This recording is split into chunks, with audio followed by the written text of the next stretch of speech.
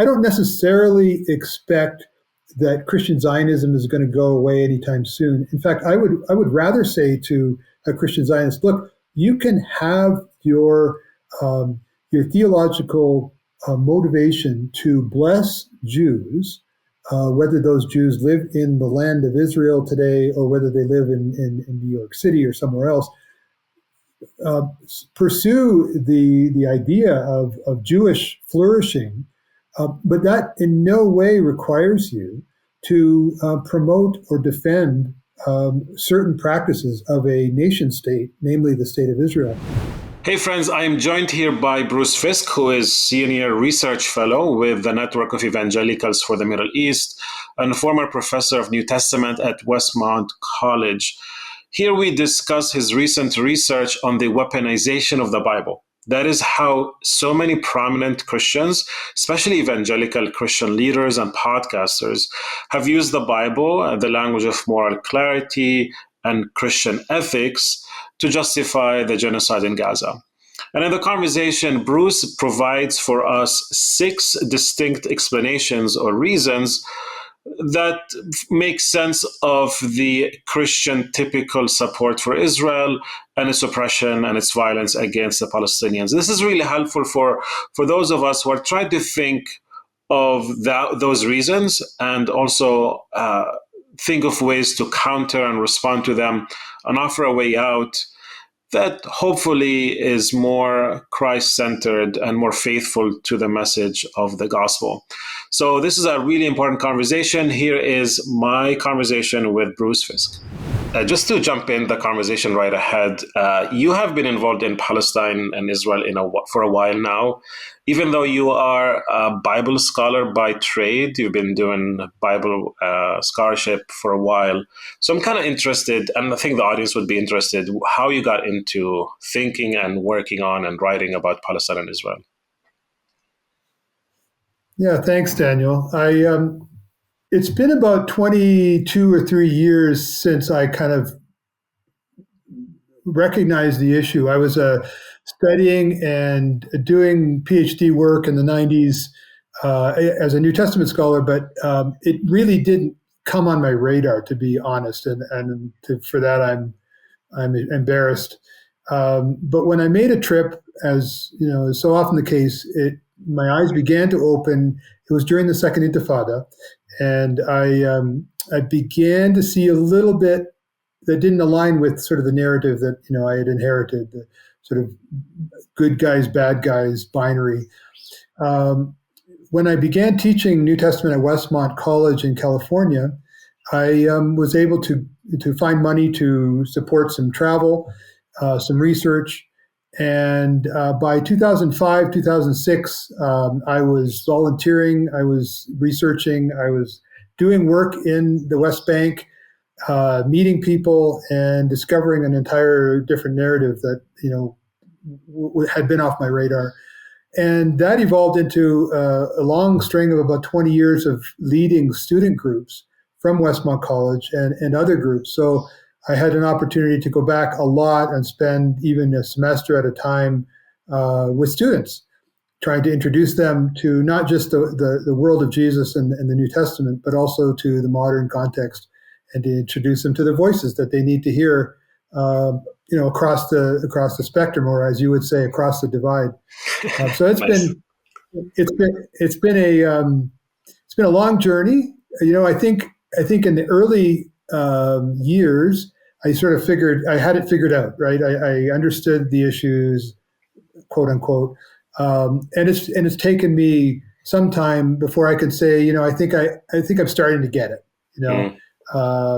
There's on one level there's complexity, on another level there's simplicity, and yet I think I'm getting to the place where I can recognize my own finitude, in some cases my own complicity, and my own desire to see humans flourish in the land, where really right now there's a hegemony and one group is empowered over another.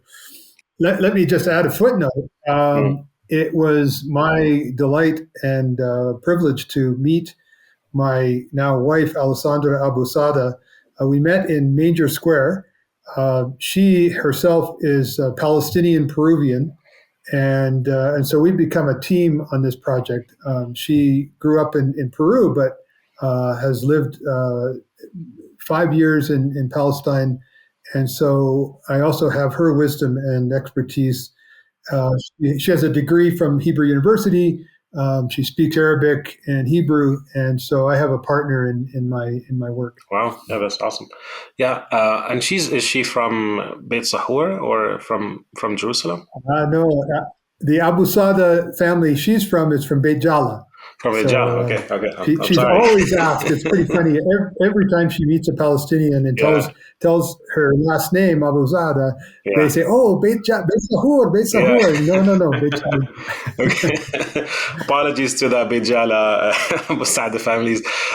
Also, I Jala. think Bruce, I first met you in at Bethlehem Bible College when you had a team of like students from Westmont with you. I think this was in 2017, 2018. So yeah, you've been doing this work for a while, and this is kind of incredible. And also, we just hosted Ross Wagner on the podcast, and before him, Gary Burge. So there's a trend, it seems to me, maybe it's a small one, but of Bible scholars who go to Palestine and Israel, and then they notice, wait, we have been duped. There's something different here. Seems that trip to Palestine has usually kind of plays a major impact in challenging people's worldviews about Palestine and Israel. Yeah, it's true. And yet, there are lots of Christians who travel on Holy Land tours and Yeah, yeah, pilgrimages who get a very sanitized, experience and come back thinking they've sort of seen it all and heard it all, when in fact they've been given the sort of narrow, I would say, Zionist tour that avoids Palestinian voices for the most part. So my goal with students was not to recruit them per se to a particular perspective, but to expose them. And students can tell when you're selling something. right, And yeah. and so my goal was just to say, listen, I'm going to try to find the very best voices and encounters for you, and do with it what you will. And so that's been my approach over the years. Yeah. Speaking of which, we at the podcast we're organizing a trip to Palestine and Israel in May of next year. Sorry for the shameless plug here, but for those who are interested in having these real encounters and hearing different perspectives and hopefully getting a fuller picture of what's happening in the land, consider that trip. It's going to be in the show notes below. So, Excellent. Bruce. Bruce, I want to kind of pivot and talk about this book that you just published along with Ross. You edited together. It's called Being Christian After the Desolation of Gaza. Just came out a few weeks ago. I have an article in this volume as well, and you have a fantastic group of authors who contributed to it. Can you just kind of share with us the motivation for writing such a book, and kind of what were you hoping, or what are you hoping that would come out of that work? Yeah, so to start at the end, it was January of this year that Peter Beinart's book came out, Being Jewish, after I want to say after the destruction of Gaza. Sorry if I get the title wrong, but when I read that, and then when we talked to Peter, I thought, this is what this book is really about. What does it mean not to be Jewish? That's his tribe. What does it mean to be Christian? And the initial impetus of this happened and came about not too many months, a couple months after October 7. And when it became clear, two things became clear to me. One, that Israel's response to the horrors of October 7th was going to be wildly disproportionate. You could tell that from the rhetoric, all the way from the top down to the street in Israel. And you could see it emerging. And secondly, that Christian partisans and supporters of Israel were going to, or seemed to be going to support whatever Israel was up to. They didn't seem to be inclined at all to resist. And so the idea emerged for this book to sort of challenge the Christian church, particularly the sort of conservatives, the Christian Zionists, the Evangelicals, but others as well, to think carefully about what it means to be a follower of Jesus when this is going on before our eyes. And could it be that just an unreflective support for whatever Israel is doing is not being a faithful Christian? Could it be that prophetic critique and resistance and support for the marginal voices would be something that Jesus would do? So that emerged, and with the support of Michael Thompson at Cascade Books, we began to gather contributors, and took longer than expected, but the book came out in August, so we're grateful for that. Yeah, probably. I contributed to the delay in the publication of the book myself because of my own finishing a PhD dissertation, and writing an extra article on a very tough topic. Probably was not Okay. wasn't the easiest. Right. So I mean, it's an important question. Like, how do we move from here as Christians? How do we deal with this Gaza question, especially in light of and we're going to talk about this in a bit, with this kind of unapologetic, overwhelming Christian support for the war. What are you hoping for the average reader or the Christian who would pick up this book? Like, what are the goals? What do you hope for them as they read this work? Yeah, I mean, I think we've all experienced the sort of, the partisanship and the binary tribalism that has surged in the West recently. And so I'm not super optimistic that people who have dug in their heels and planted their flag as, pro-Israel Christian Zionists are going to be moved too much by this book. But I think there's quite a large population of Christians in America and elsewhere that are starting to rethink. They're wondering if the narrative they've grown up with really withstands scrutiny. And they're open to maybe thinking about things from a different perspective. And thankfully, there have been a number of volumes that have emerged in recent years that have begun to sort of melt the ice or break down some of the myths and stereotypes. We have Jewish historians and scholars. We have Palestinians going all the way back to Elias Shakur, and now a whole new generation, among whom I would count yourself, of scholars that are raising awareness and bringing about a gradual shift in thinking. And so we're after that movable middle, the people that are beginning to suspect something, and maybe asking them to consider their assumptions. Maybe they've just imbibed a sort of pro-Israel Zionist perspective without critically thinking it through. They've been sort of raised. They've drunk the water. They've breathed the air, and yet they're not necessarily sure. If I take students to the Middle East, a lot of times they've been raised to sort of be unreflectively pro-Israel, and they think that means pro-state of Israel, and they think that means sort of accepting and supporting whatever Israel decides to do. But maybe they're willing to rethink some of that. And so this is a book of stories, of analysis, coming from American, Latino, Jewish, Palestinian perspectives that is saying let's re-ask these questions, and let's talk about the assumptions that we've been making over these years. Yeah, I mean, it's a great collection of articles. You have theologians, you have practitioners, you have a Messianic Jewish Israeli contributor, Lisa Loden, you have Mennonite priest Amy, and some really cool work on the scriptures and archaeology and storytelling and so on. So there's something for everyone, it seems to me. I think it's a really good collection of interesting voices that are coming together, Palestinian, Israeli, and American.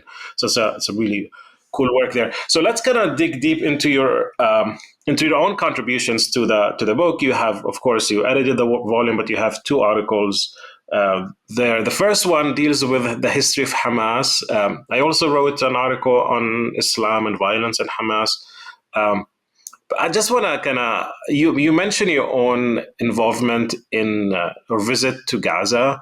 I don't know if you could share just some of the tidbits, any kind of the stories you can tell about your presence in Gaza and kind of the impression it had left on you, or any of the insights you got from your visit there. Sure. So my two visits happened more than a decade ago, 2010 and 2012.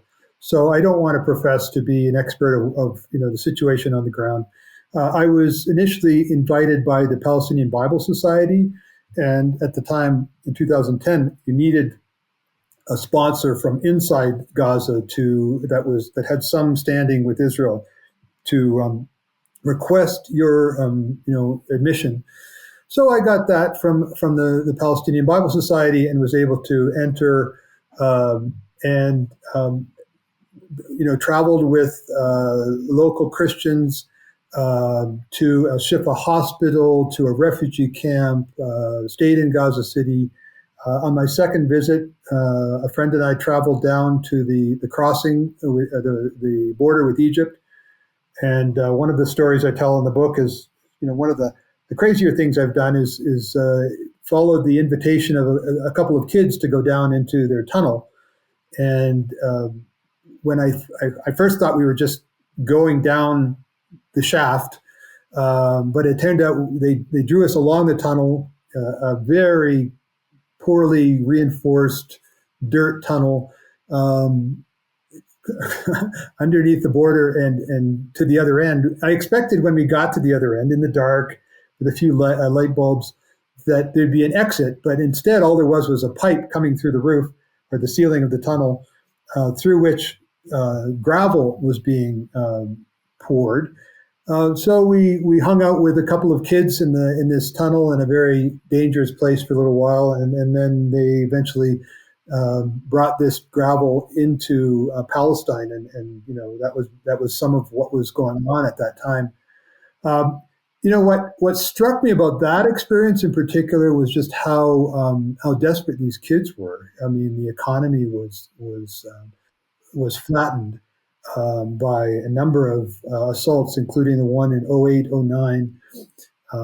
And so here were these kids, 15, 16 years old, basically, I don't know, child labor, forced to do work that was often deadly in order to, support their families.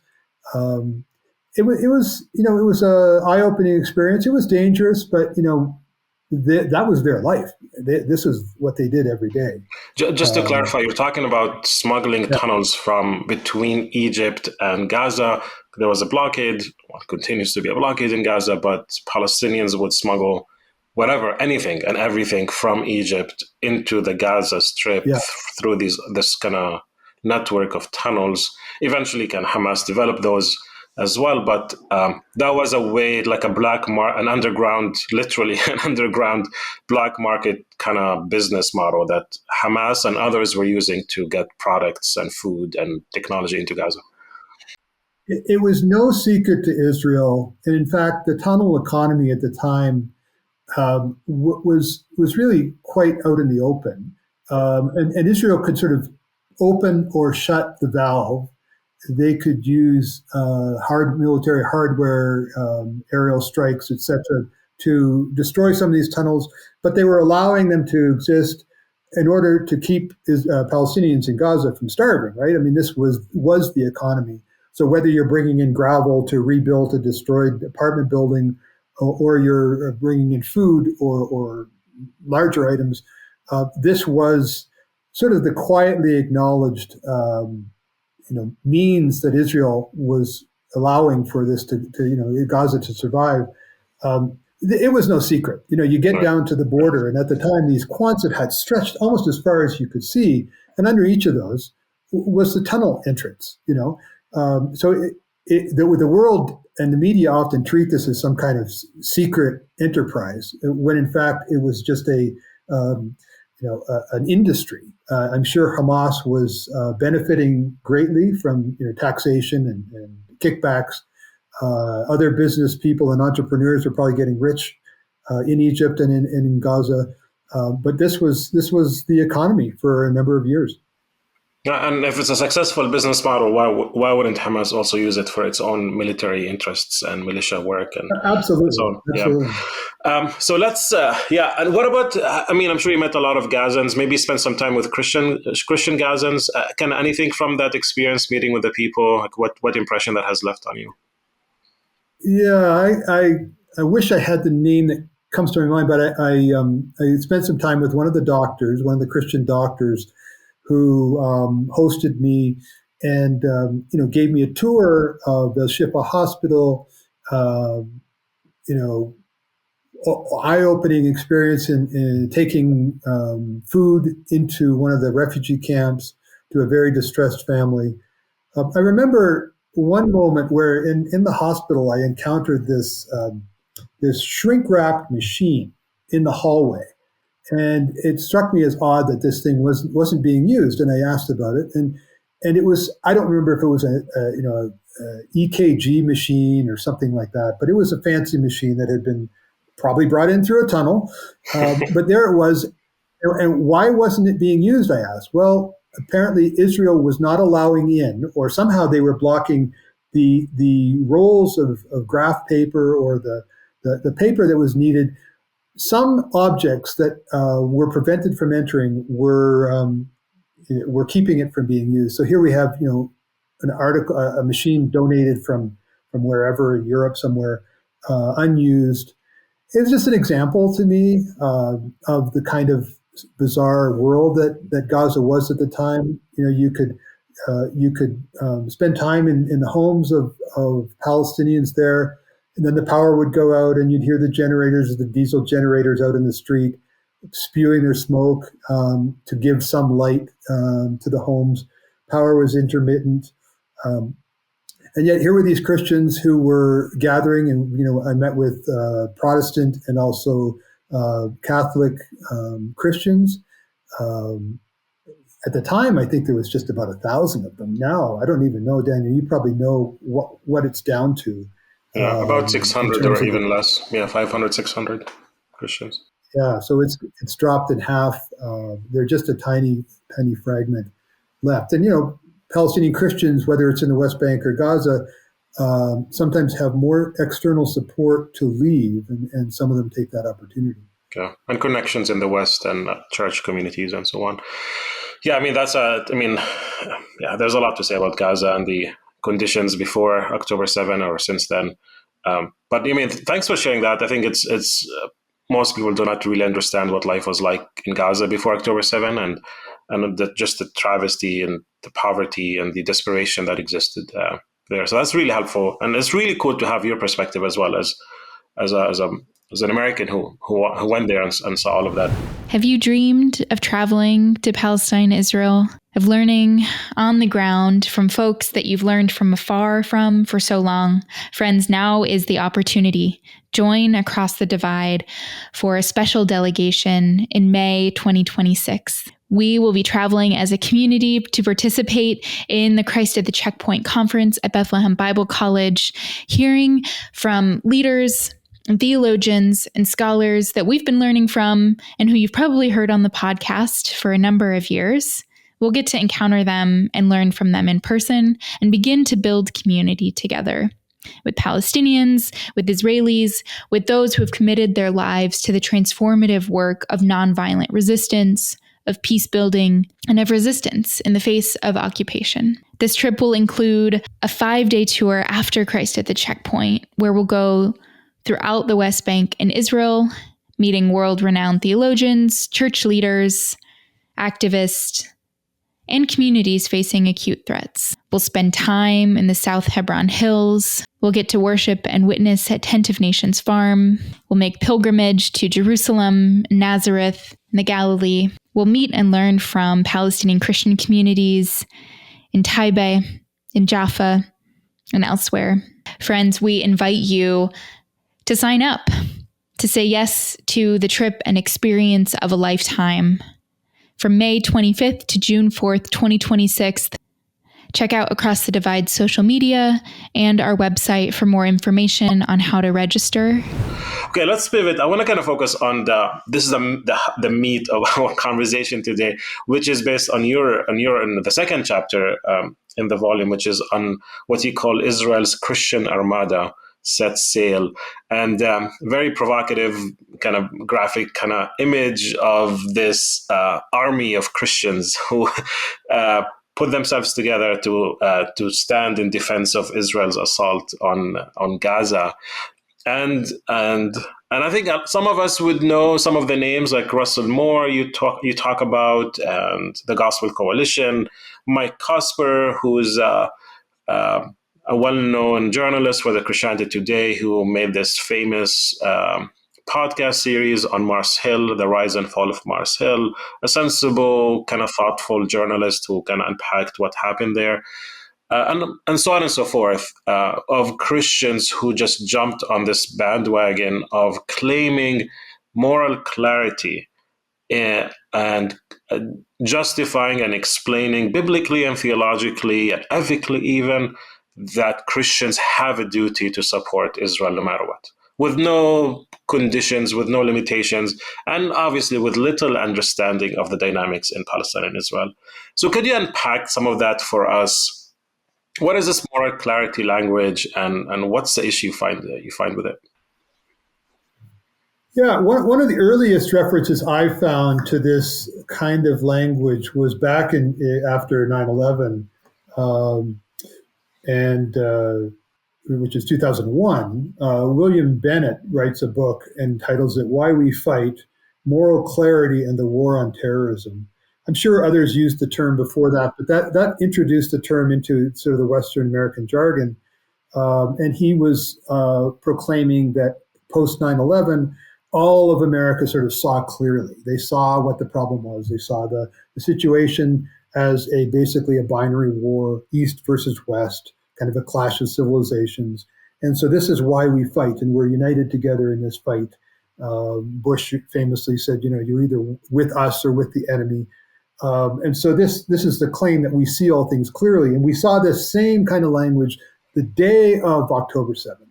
And, a lot of us who watched this part of the world knew this was the beginning of a horrible response to a horrible event. And yet, I guess partly it was out of the trauma and the shock of October 7th. These Christian supporters of Israel reacted with indignation, with rage, and much of that is completely understandable, and I share it. What emerges, though, in the months that and now years since then, is that what is completely lacking is historical context, and so the clarity is a claim to be fully prepared to critique and condemn without qualification what Hamas did on that one day, but never to consider any larger context whatsoever. And that's been troubling to me because it hasn't changed. We really have not seen among conservatives, including moderate conservatives like Russell Moore, we haven't seen them go back and say, let's do a really careful job of thinking through the historical context. Who is Hamas? What do they represent? What are their grievances? What have the Palestinians been experiencing? What should we have expected? None of that really hard work has been done in these circles. Now, you don't expect it from a John Hagee, but some of these other folk are actual scholars, and you would think that they would, at least, a year out, have taken the opportunity to go back and rethink. But sadly, I'm not aware. Maybe you've been more encouraged by some responses, but I'm more cynical than you are. Yeah, I mean, it provides them with a theological justification. When you proclaim moral clarity, you're sort of declaring a theological position. Yeah, right. That basically provides for the demonization of Palestinians And when you don't do the historical work, and your readers certainly don't have that historical background, you're creating a response that essentially stirs up enthusiasm for industrial slaughter, and that's what we've seen. Yeah, and you see, Bruce, for me, it's like, I get it. Like, it's a default kind of understandable American position to stand with your ally. You've been, people in the West have been spoon-fed a narrative. And we'll talk about this and how can anti-Muslim and anti-Arab bigotry plays a role in this, the language of us versus them. And, the language, I think you can also unpack this. This is light versus darkness. It's not just a clash of civilization. This is a clash between good and evil, between light and darkness. But so I get it. Like, this is how many Americans think.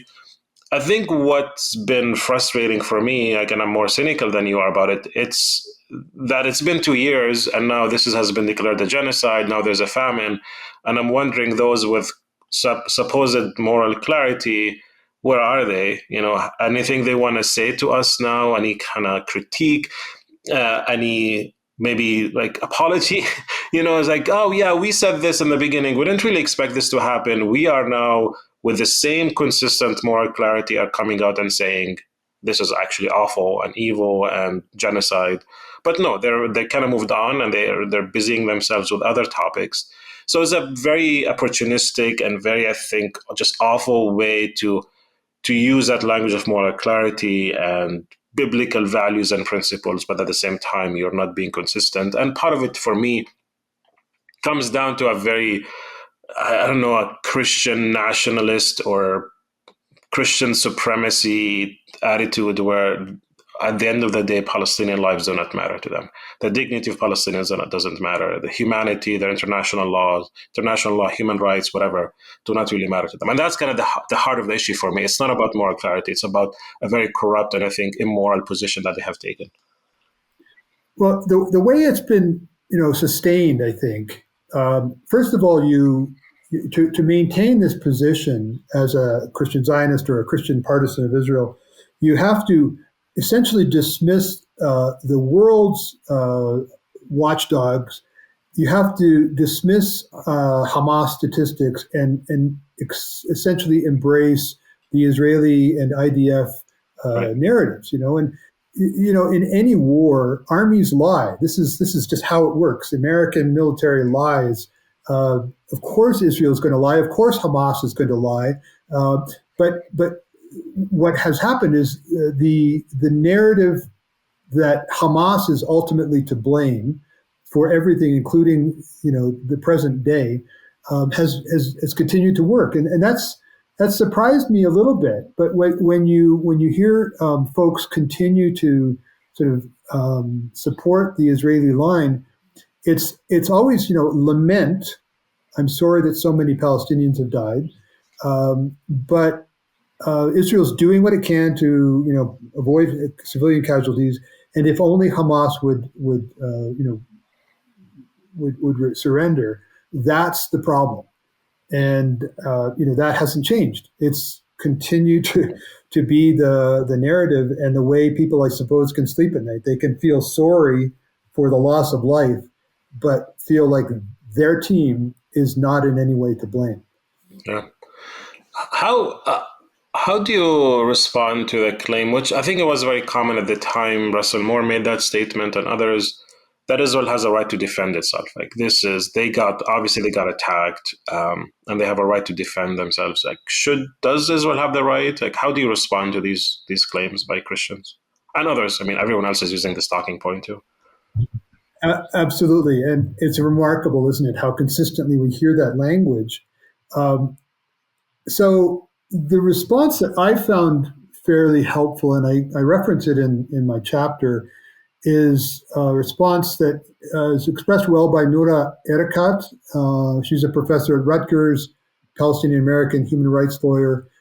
And she and others would remind us that in a situation like this, where Israel really is still in control, they've withdrawn their troops, or had withdrawn their troops to the edges of Gaza, but still maintain control over entrance and exit, over the skies, the resources.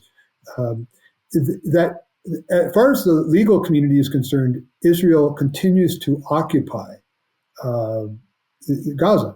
So under an occupation, the logic, the argument, the legal argument goes, you're not allowed to appeal to defense. Your job as an occupier is to protect those you're occupying, not to, and if they respond in resistance, peacefully or violently, that's their right. Don't hear me as saying I'm defending what Hamas did on October 7th in targeting civilians, but the logic of calling what Israel is doing today defense doesn't really work in that sort of legal sphere. The other question I would ask is whether it's helpful or legitimate for Israel to talk about what's going on here as an existential threat. What was Israel's existence threatened on October 7th with such high quality, high tech surveillance with a military surrounding Gaza? Have they really been threatened? Israel continually wants to kind of compare Hamas to Iran and claim that Hamas poses an existential threat, against which then Israel is defending itself. I'm not sure that's a very accurate or helpful way to describe the relationship between Israel and Hamas. I don't know what you think about that, but it doesn't strike me that what we're really talking about here is a threat to Israel's existence. It strikes me as more a threat posed by Hamas to Israel's narrative, the narrative that Hamas refuses any kind of negotiations, that Hamas is committed to eradicating Israel as a people and as a state. That narrative got challenged. But yeah, I don't know. Even though everyone seems to think that what Israel's doing is self-defense, I'm not convinced anyway that that's a helpful way to describe it. I mean, it's a very effective talking point, especially because you can easily connect it to anti-Semitism and the Holocaust, right? This is the existence. This is not just an attack on the southern border of Israel. This is an attack on what it means to be a Jewish person today, and that's a very effective talking point / justification for providing a moral backing to a genocide, because this is about the existential reality of a people who have long suffered from persecution and anti-Semitism. So it's a very effective way to talk about it.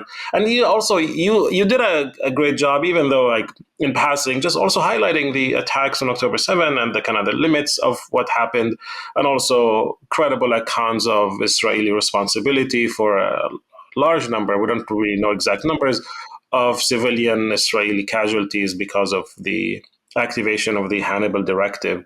So a lot of these numbers, also we have to question, like, actually what Hamas has actually done on what Israel has been doing and has done on that day. But now that's been 2 years. It's been 2 years almost from then when that happened. Actually, whenever this episode comes out, it's going to be after more than 2 years. Now it's been a genocide. It's been declared by everyone, from Holocaust scholars to human rights organizations, including Israeli ones, that this is actually a genocide. Christians continue to, express their dismay. How dare we say this is a genocide? You quoted Michael Brown, a well-known Israel apologist, Christian missionary, and from a Jewish background. And his point is like, how dare we say that the Jewish state would commit a genocide? It's like an affront. And so Christians, even despite the facts facing them right on, they just continue to justify this. And kind of, I don't know, this is a side comment, but it kind of reminds me of this kind of anti-intellectualism that exists in many Christian circles, that we have evidence for this, but we refuse to say, yes, this is actually a fact. I don't know how you look at this unwavering, blind support of Christians of whatever Israel is doing. If it's genocide, it's fine. How dare we say that about Israel? How do you think about this blind obedience and deference to Israel that many Christians display? Yeah, those who are sort of in the know recognize that a genocide determination has legal implications, right? And so you make a finding such as that in the international community, and that obligates nation states to respond, to engage in acts of prevention. So that's one level, right? That the term is so important because it's a legal term, and so it comes with obligations. But I'm not sure that these Christian Zionists and other supporters, like our friend Michael Brown, are thinking so much in that framing. I think they're more just convinced that it's one more example of Christian anti-Semitism, and any kind of harsh critique of Israel is in some way undermining the legitimacy of the Jewish people. And of course, genocide has come to be seen as the crime of crimes. So this is the ultimate repudiation of the legitimacy of the Jewish people, which of course only works if you completely conflate the Jewish people with the Jewish nation state, the state of Israel, which is a nationalist project that comes out of the 19th and early 20th century. And so you have to kind of embrace that conflation, don't you? And the argument goes something like this: if Israel as a territory and as a political entity is needed to keep Jews safe in a world marked by anti-Semitism, then any challenge to that Jewish state is challenging its ability to protect Jews, right? So the argument of Netanyahu and others is that we need Israel, as in the modern nation state, with its hegemony over the territory and control of non-Jews in the land. We need all of that infrastructure in order to keep Jews safe. So if you challenge the state and its behavior, you're challenging the system in place to protect Jews. Therefore, you're against Jews. Therefore, you're anti-Semitic. It's a curious logic that doesn't work, but that's I think what we see. Yeah. And of course you've got theological concerns. You've got the history of Christian anti-Semitism, the complicity of Christians. So this just becomes one more reason for Christians to respond and to defend Israel. And then if you add to that the sort of apocalyptic paradigm or the apocalyptic cosmo-vision of many of these folks, they want to place themselves, or they want to place us on the historical timeline, kind of at the end, right? Somehow things are really, moving towards a climax, and things are only going to get worse. The world is going to, gang up on Israel. This is according to their mythology, their paradigm. And so here's a great example of that. We have the world gathering together to condemn Israel. See, we were right. We're in the end times, and Israel is being opposed. The Antichrist must be somewhere nearby. Yeah, let's. I want to unpack these kind of reasons you're highlighting for us when it comes to the Christian support or how to explain all of that. But it's kind of confounding to me that when we talk about genocide and we're talking about a decision that is made by a handful of people, like the prime minister and his government and some of the generals, that decision to carry out a very brutal war that leads to genocide, those decisions by specific people who, doesn't matter if they're Jewish or not, who made these decisions, somehow that implicates all of Jews. We talk about 20 or some million Jews around the world, that an accusation against a government of doing something very specific and narrow in its execution and and what they're doing on the ground, that somehow implicates every Jewish person. It's like an insane way. It's like being gaslit in a very massive scale here. It's like, no, this is just a specific group of people who are making these decisions, and they have this real impact, genocidal impact on the people in Gaza. But somehow, yeah, that's an accusation against every Jewish person. It's like an insane way to think. This episode is supported by Peace Catalyst International. Across the Divide has joined forces with Peace Catalyst International to amplify the pursuit of peace and explore the vital intersection of Christian faith and social justice in Palestine-Israel.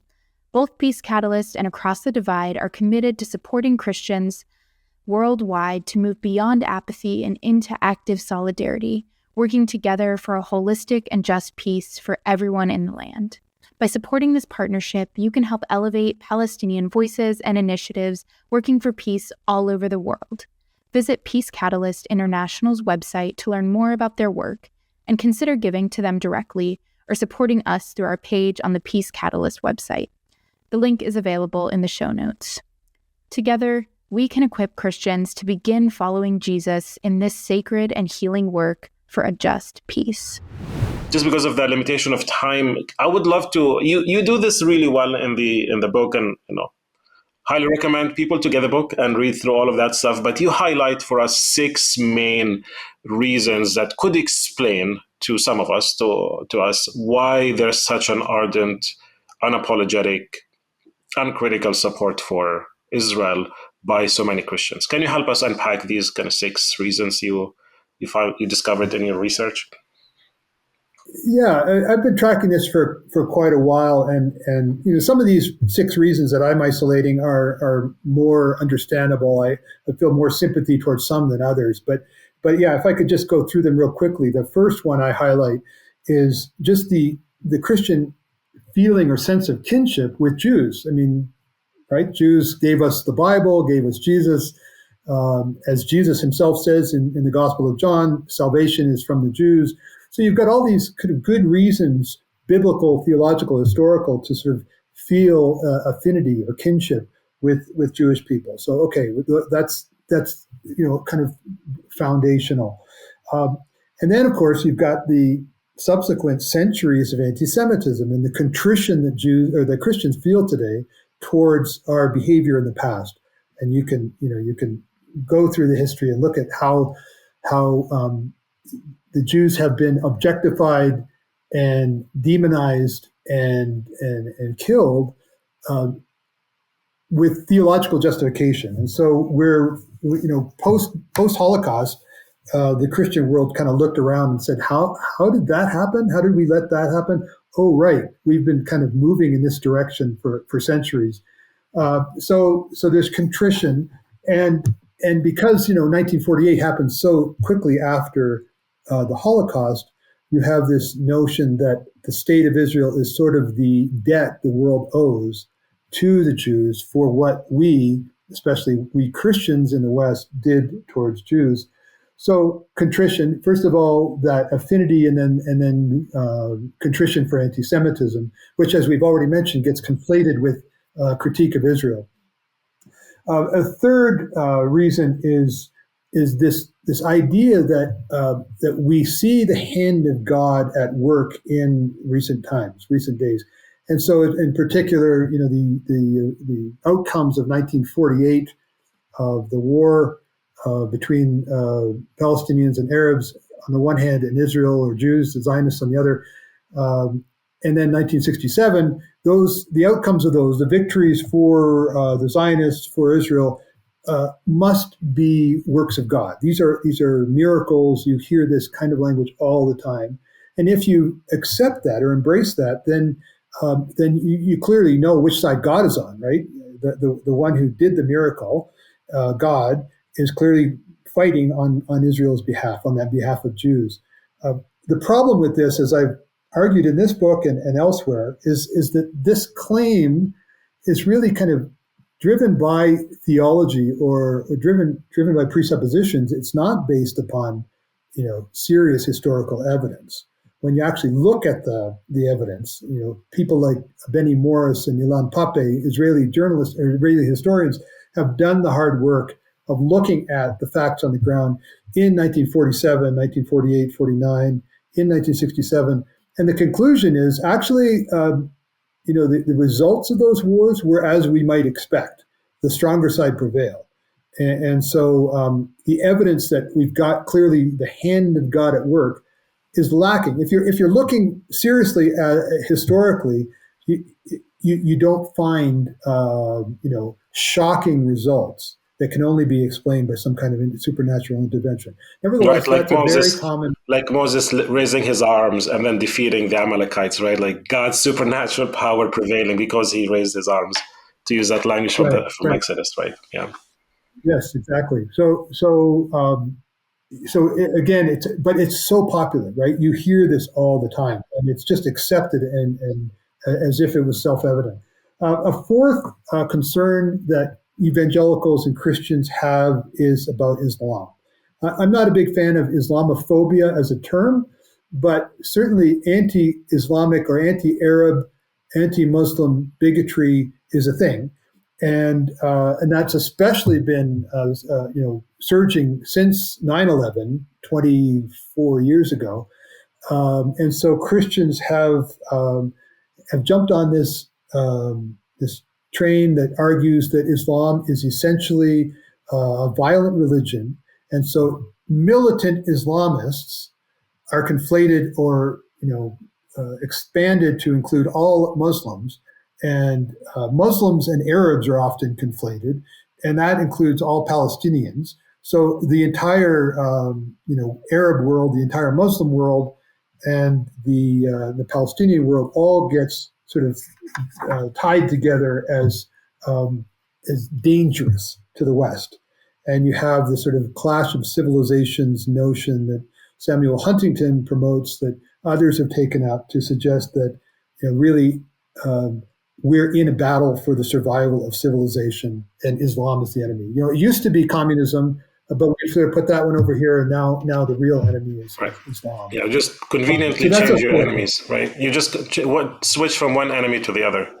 One totalist reductionist kind of understanding of an enemy, the communist, and now it's the one other totalist enemy you have, the Muslim. Yeah. Exactly. So that then makes it easy to sort of think of the Israel-Palestine morass as a microcosm of this larger kind of global war that we need to be fighting. Two more. One is this interesting phenomenon we call Christian nationalism that's really surging in the West as we speak. It's just on fire, and we see it in the Trump administration. We saw it yesterday, with Hegseth, the Secretary of War, speaking to the military heavyweights in Quantico. So we've got a surging Christian nationalism that says that America has been and should be Christian in its fiber, in its DNA. And secondly, that the government, the state, should do things to protect that. So it's not just some mythology about America's origins. We believe the American government should use its powers to protect and promote a Christian identity for America.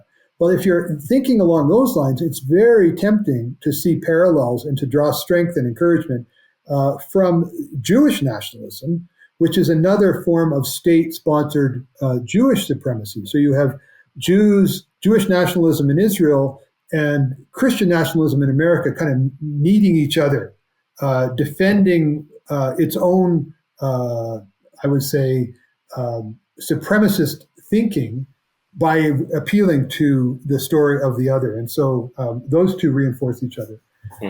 And then finally, we have the overlapping issue we call Christian Zionism. And this is essentially a claim about land, right? It's the idea that for theological reasons, I'm going to argue that Jews have a claim on the territory, we'll say, between the river and the sea. I'm not arguing that because of my right-wing politics or because I'm, in one way or another, align with Jews. I'm arguing that because of what I think the Bible and my theology requires, that Jews have a divine mandate to be in charge of the land. And so I'm going to do what I can to promote that, to defend that. And so there's variations of Christian Zionism we could talk about, but all of them have this common element. And what's important, I think, to realize is that we'll say pre-67, Christian Zionism or Philo-Semitism, Restorationism were fairly apolitical in America, but with the capture of Jerusalem in 1967, that whole movement, that notion of Israeli or Jewish supremacy, really became politicized, and so you have now a whole generation of Christian Zionists who are not just celebrating Jewish presence in the land, but actively engaged in diplomacy, in advocacy, in political activism to promote that. And that's what we're seeing in our own day in America. This is really helpful, Bruce. And also, there are like it's like a web of reasons that are connected to each other. Like Christian nationalism could easily be connected to Jewish kinship. Christian Zionism is an outgrowth of a lot of that as well, coupled with anti-Muslim bigotry. And also Christian nationalism would position itself as antithetical to Muslims and Islam. So all of these things are connected in a very tightly knit web, but also they could be tackled separately. So I think this is really helpful for us to understand this very powerful and harmful position that many Christians have taken, but also if we can parse it out and kind of dissect it one by one, I think it's very helpful for those of us who are interested in tackling Christian Zionism or writ large Christian support for Israel. Just to explain some of the stuff you just said about Christian Zionism, I think it's very helpful that division you made between apocalyptic Christian Zionism, which is this kind of end times obsession with Israel and the Jewish people, transactional Christian Zionism. I love these terms you used, the bless Israel to be blessed kind of thing. And then there's the covenantal Christian Zionism of seeing some kind of covenantal relationship that is still maintained with Jewish people. This is what we also call post-supersessionism, a bit too technical and nerdy, but basically comes as a response to supersessionism, which believes that Jews have been replaced or done away with. So these are kind of three layers of Christian Zionism that could be adopted by different people. So to understand them and then to know how to address them separately, I think is very helpful. I don't know if you have any thoughts about kind of those three tiers you put together. Yeah, so I think a lot of critics of Christian Zionism think particularly about the first of those, the apocalyptic, the sort of end times obsession. And certainly that's been very potent and significant. And the dispensationalists and the timelines, and we have lots of folk that have preached that kind of alarmism. It's got sort of a pessimistic worldview. You don't expect to solve this Middle East problem until Jesus comes back. Just throw up your hands, buckle your seatbelt, and wait for the Messiah. But actually, I think the second, the one I call transactional, is maybe more potent today, and it's certainly surging in the global South. You see it, here where I live in Latin America. You see it across Asia and Africa, and this is the idea that we're going to be pro-Israel, pro-state of Israel, because of verses in Genesis and elsewhere in the Bible that call for the blessing of Abraham. Genesis 12:3 is sort of the key verse here, and this verse says that God will bless those who bless Abraham, and that's taken to mean God is going to bless me if I support and advocate for the state of Israel. So there's a lot of moves that are made there, but the result is that you have not just individuals but states, a state like Guatemala, who, For the US? publicly, or the U.S. exactly, lawmakers in the U.S. who defend publicly without embarrassment that if we want God's blessing on America, if we want to flourish as Americans, we have to be pro-Israel in our foreign policy, and so you have it connected in the global South with what is usually called prosperity theology. Prosperity theology, this idea that if I do certain things for God, God will do certain things for me, and if I conform in these ways to the will of God, I can expect health and wealth and flourishing. My children will survive childbirth. The crops are going to come in. All of these things that are part of survival and flourishing.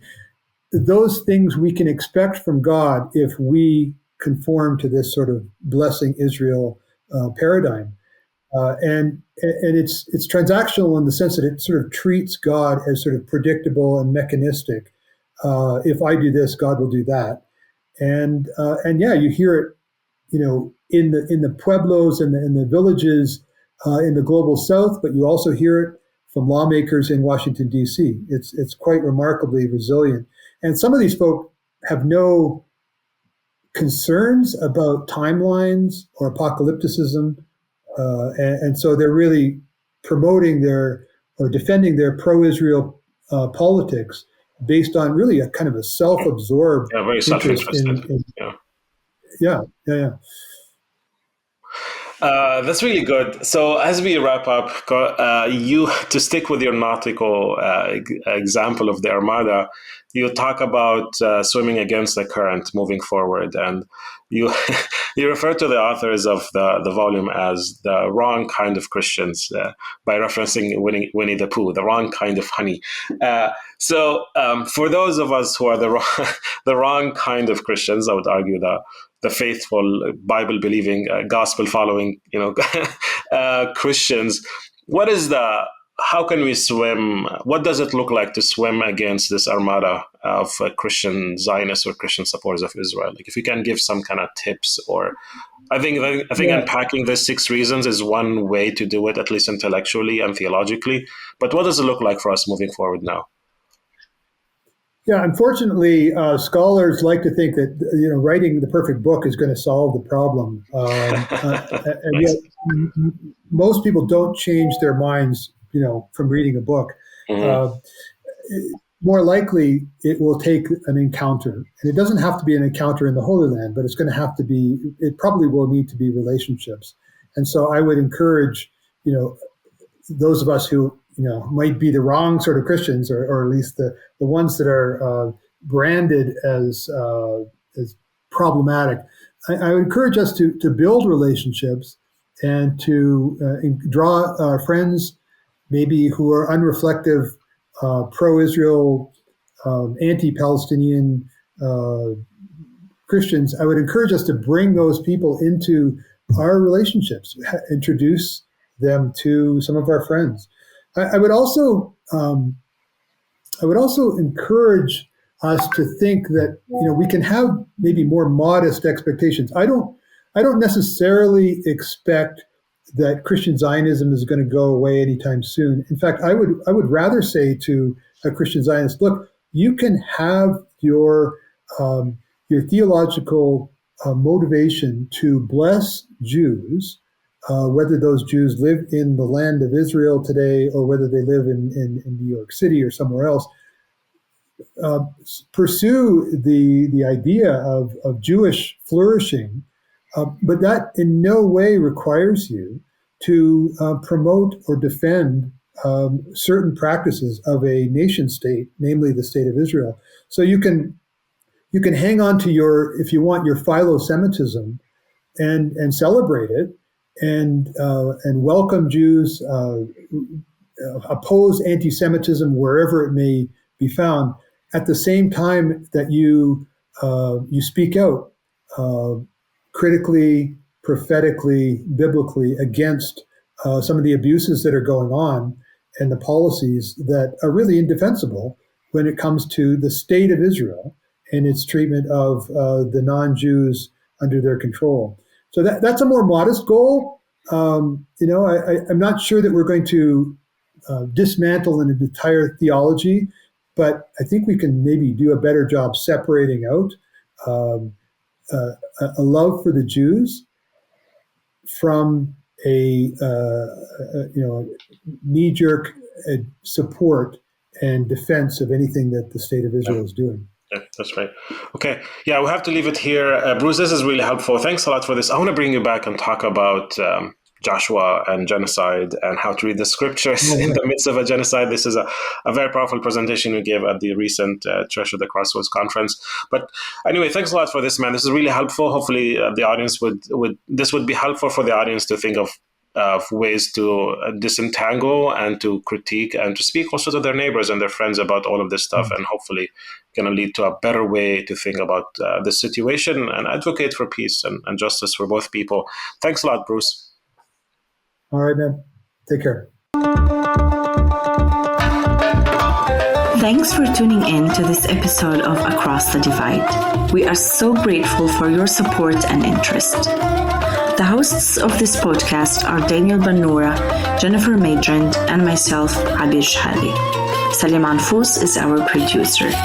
Our theme music is composed by Charlie Rishmawi. To help sustain the work of this podcast, please consider becoming a financial supporter of Across the Divide. Any donation amount makes a difference, and with a donation of as little as $5 a month, you will gain access to exclusive supporter-only content. Go to patreon.com/acrossthedivide to learn more and donate. For any feedback or suggestions, connect with us on Instagram at Across the Divide Podcast. Until next time, stay curious, stay passionate, stay engaged, and join us again on Across the Divide.